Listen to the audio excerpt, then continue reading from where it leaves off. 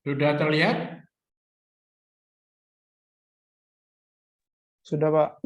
Sudah ya? Ya, terima kasih. Assalamualaikum warahmatullahi wabarakatuh. Pertama saya mohon maaf ya, hari Senin kemarin kita nggak bisa karena kebetulan pasien Senin itu sangat banyak sekali. Saya sudah sampai sore saya belum selesai. Ini adalah materi terakhir ya sebelum minggu depan atau 2 minggu lagi ya. Itu ujian akhir semester. Jadi ini adalah suatu materi di mana materi ini radioimmunoassay atau radiometrik assay IRMA ini adalah masuk dalam bagian diagnostik in vitro. Ya. Jadi kalau kita bicara diagnostik in vitro ini adalah kita melakukan pemeriksaan diagnostik dengan menggunakan sampel darah yang diambil dari tubuh pasien. Jadi sampel darah ini kita ambil, setelah kita ambil nanti akan kita reaksikan ya, berdasarkan reaksi antigen dan antibodi. Kemudian akan kita lakukan counting atau pencacahan dengan radioimmunoassay ini. Jadi prinsipnya adalah in vitro ini adalah mengambil sampel yang kemudian akan kita periksa secara pencacah. Nah, ruang lingkup kedokteran nuklir memang banyak, ada diagnostik, treatment, kemudian ada penelitian. Nah, yang kita bahas pada sore hari ini adalah in vitro atau pemeriksaan diagnostik in vitro dengan berdasarkan pengambilan sampel dengan mekanisme radioimmunoassay atau immunoradiometric assay atau IRMA.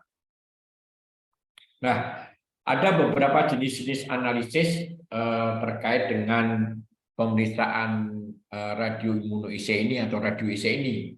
Jadi prinsipnya radioassay ini adalah digunakan menggunakan penanda radioaktif sebagai unsur yang digunakan untuk menilai suatu ikatan spesifik ya, dalam hal ini adalah berdasarkan reaksi imunologi antara antigen antibodi. Jadi radioimmunoassay ini dimanfaatkan sebagai counting untuk melakukan pencacahan yang sebelumnya akan menghitung reaksi imunologis atau reaksi ikatan antara antigen antibodi. Antigen ini sebenarnya adalah benda asing ya, dalam bahasa awam umumnya adalah benda asing, sedangkan antibodi ini adalah mekanisme tubuh untuk melawan daripada benda asing.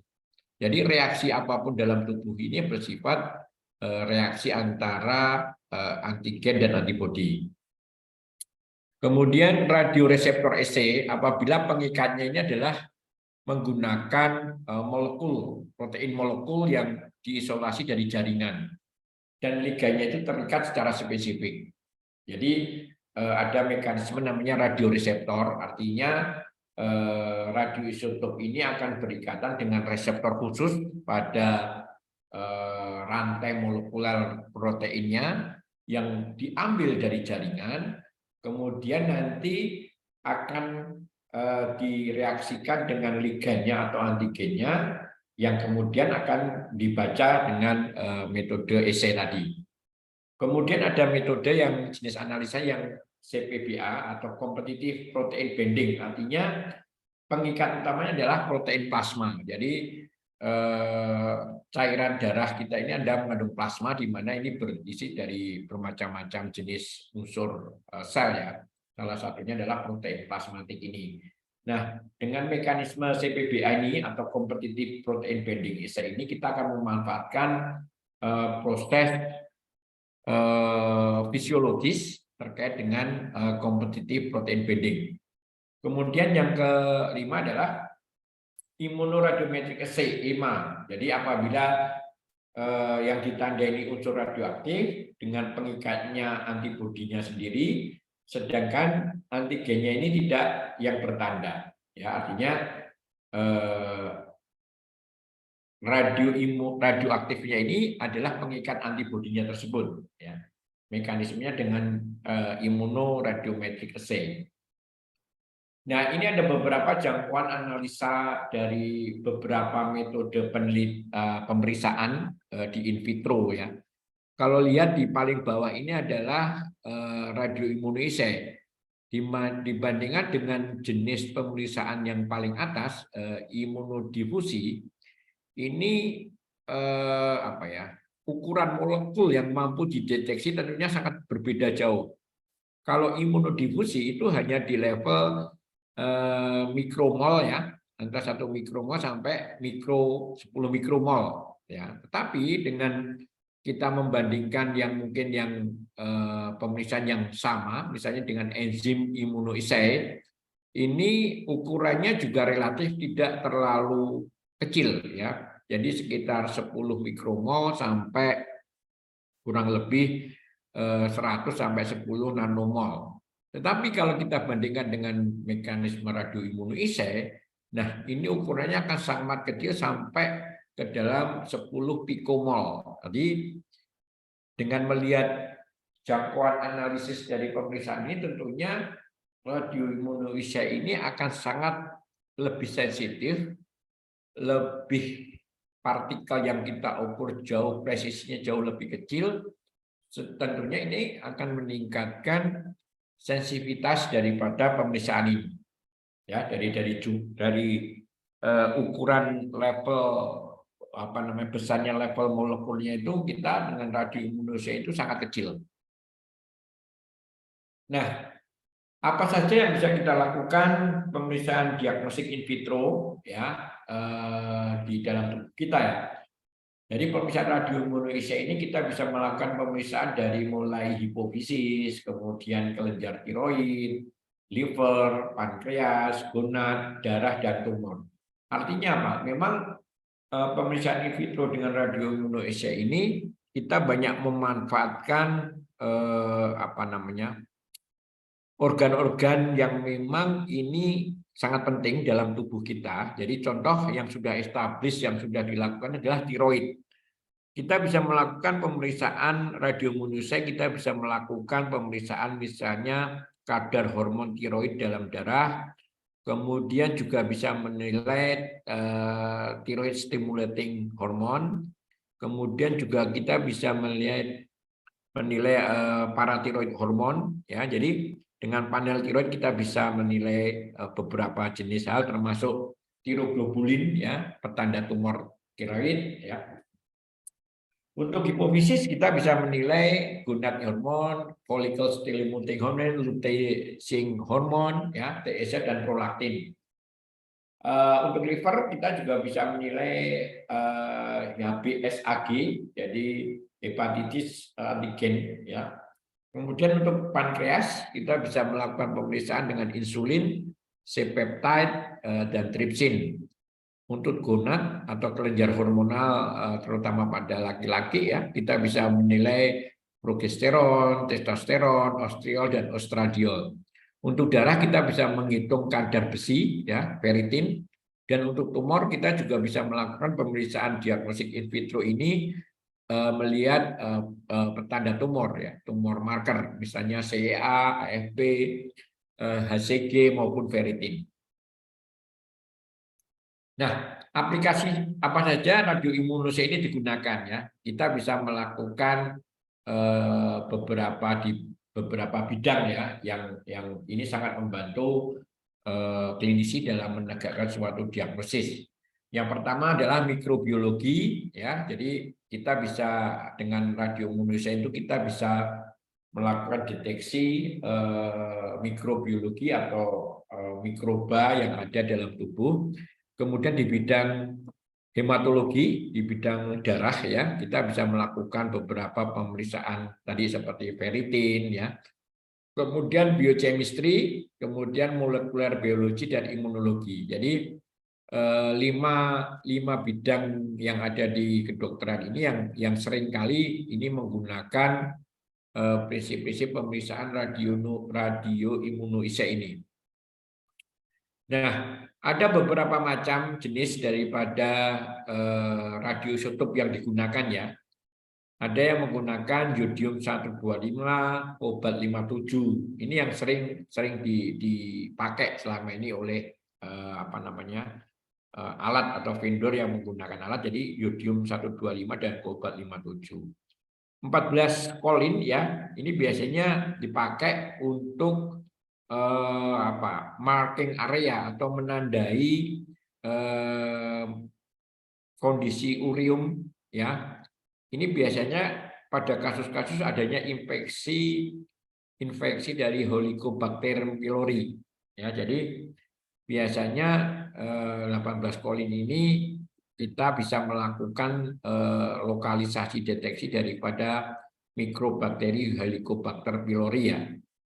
Ini biasanya pada gangguan-gangguan saluran cerna.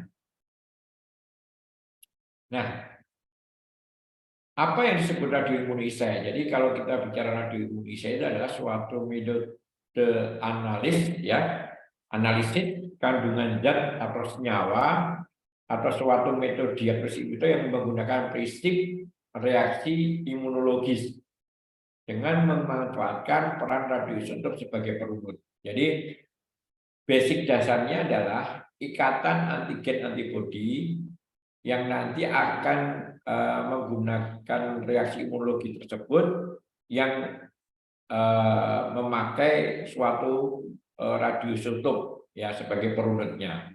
Prinsipnya ada pengikatan antara antigen antibodi yang sebelumnya dilakukan suatu reaksi imunologis dengan karakter kespesifikan dan kepekaan yang sangat tinggi. Jadi kenapa radioimunisasi sangat baik untuk mendeteksi hormon tiroid terutama ya, karena jadi berdasarkan suatu reaksi imunologis, reaksi antara antigen dan antibodi dengan mempunyai karakteristik dari kespesifikan dan sensitivitas yang sangat tinggi.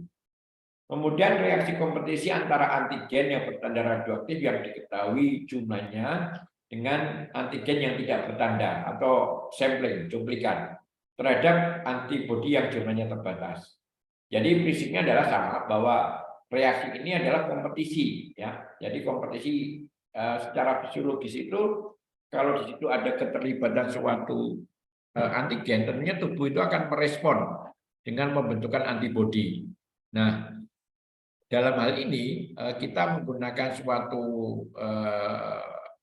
antigen yang bertanda, artinya kita membuat suatu sampling. Di situ kita akan bisa melihat berapa besar keterlibatan antibodi terkait dengan reaksi antigen antibodi tersebut. Nah, ini ilustrasi gambar. Jadi yang pertama cara kerjanya itu adalah antigen dengan antibodi, kemudian nanti dia ada reaksi ya, ada reaksi antara antigen yang tidak bertanda ya, jumlahnya yang akan ditentukan bisa bervariasi. Kemudian kalau yang bawah ini adalah antigen yang bertanda dalam jumlah tertentu dan antibodi yang jumlahnya tertentu. Jadi dari sistem cara ini kita bisa menentukan jumlah daripada ikatan dari antigen antibodi tersebut. Ini yang menggambarkan adalah suatu kadar dari level pengukuran daripada sampling tertentu sehingga kita bisa menentukan nilai.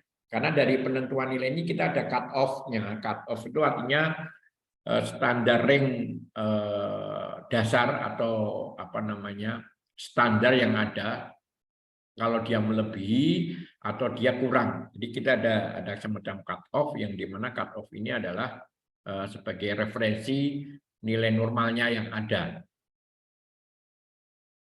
Nah, karakteristik perbedaan radioimunoasai dan IRMA, radiometric assay. Jadi kalau kita bicara radioimunoasai ini, senyawa yang bertanda radioaktif adalah antigen. Tetapi kalau immunoradiometric assay, senyawa yang bertanda radioaktif itu antibodi. Jadi proses pelabelannya tentunya akan berbeda karena kalau kita bicara radioimmunoassay itu yang ditandai dengan radioaktif itu adalah antigen. Sebaliknya kalau immunoradiometric assay itu adalah antibodinya. Kemudian cacahan ya berbanding terbalik dengan konsentrasi. Artinya kalau cacahannya ini ternyata tinggi ya, konsentrasinya pasti rendah. Itu ya kebalikannya. Jadi kalau radioimunitas kebalik, jadi berbanding lurus. Jadi sama. Artinya kalau cacahannya ini tinggi, berarti konsentrasinya juga akan tinggi seperti itu.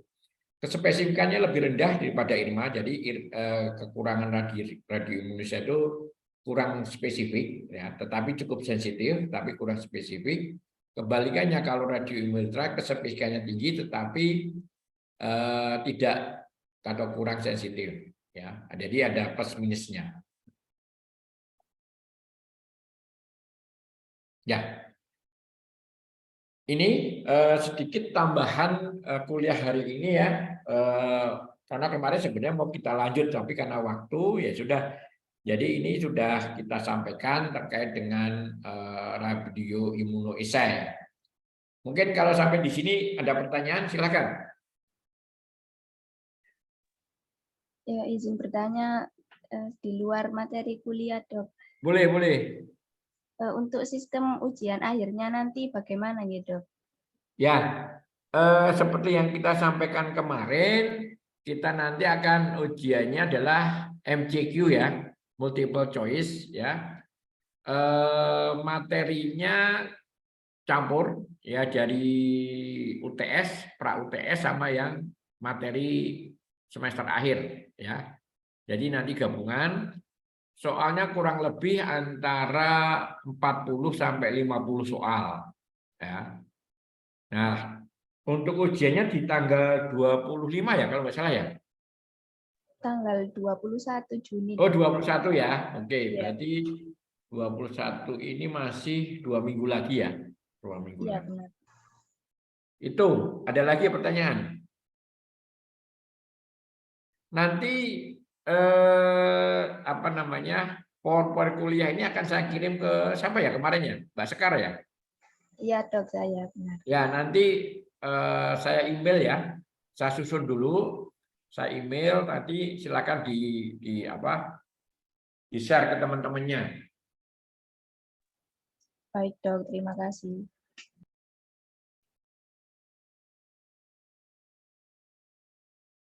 Gimana? Ada lagi pertanyaan? Sudah cukup? Atau mungkin boleh bertanya di luar materi?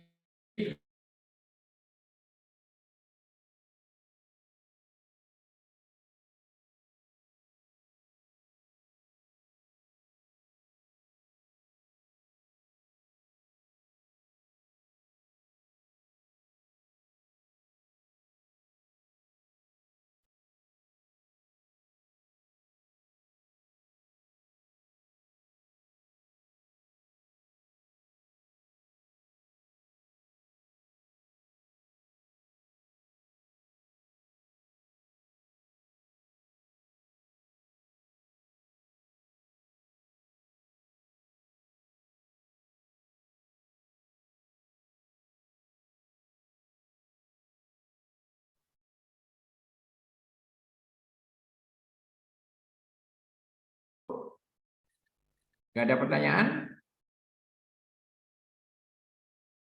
Sepertinya sudah cukup, Dok. Ya cukup. Oke, kalau gitu saya terima kasih nanti soalnya ya. Soalnya. Oke, terima kasih ya. Izin live ya. Terima kasih, Dok. Ya.